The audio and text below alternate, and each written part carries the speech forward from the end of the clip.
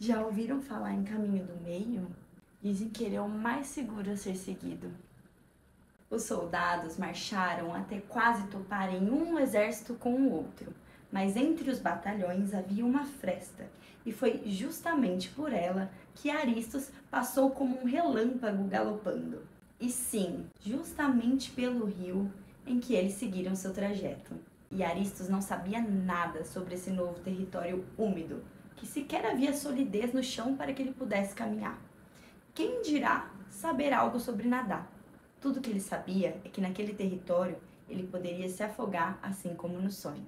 Mas de alguma forma ele confiava no cavalo, que seguia firme a sua nadada, sem perder em nenhum instante o ritmo. E o rapaz entregou-se à travessia, mesmo que lá atrás, muito distante, fosse ficando à margem do rio. Ele estava tão entregue e relaxado que em alguns momentos até acariciava a superfície das águas. Em outros fazia concha com as mãos e banhava-se com a água do rio.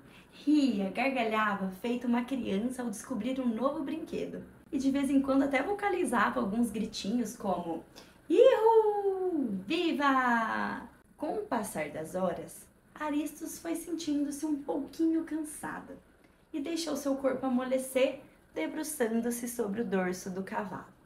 Com seu corpo descansado sobre o do animal, pouco a pouco começou a perceber certas movimentações. A sua sonolência, de certa forma, ampliou um pouquinho das mirações.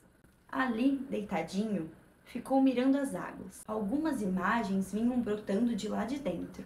A princípio, elas não eram muito nítidas, mas quanto mais ele focava o seu olhar, mais as imagens ficavam claras. E Aristos não foi gostando muito do que ele estava vendo ali. A batalha que Aristos deixou de enfrentar quando resolveu montar ao cavalo e seguir rumo às águas, se apresentou a ele ali, naquelas imagens.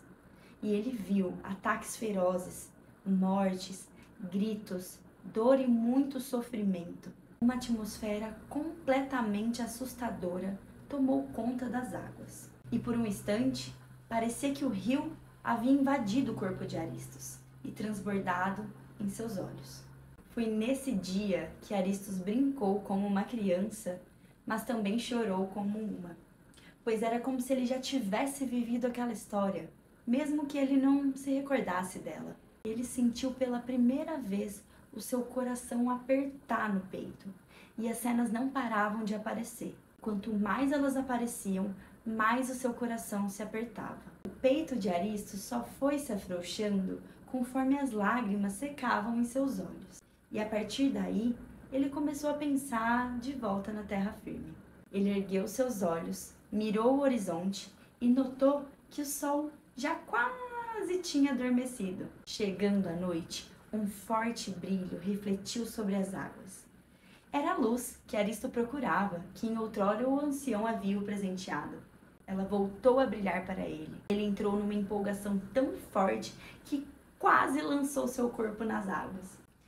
Porém, Aristos, que já sentira alguns dos sentimentos e aos poucos retomava sua memória, lembrou-se que no sonho, ao lançar o seu corpo nas águas, o que havia lhe acontecido era o afogamento. E como havia aprendido a duras penas em seu sonho, ele não se jogou. Aristos já sabia que o que ele deveria fazer era seguir a luz, mas acontece que o cavalo não a seguia.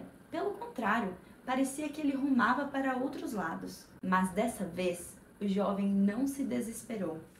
Ele fechou os olhos, inspirou fundo todo o ar que pôde e na sua exalação abriu os olhos. Viu que ao redor do pescoço do cavalo havia uma corda.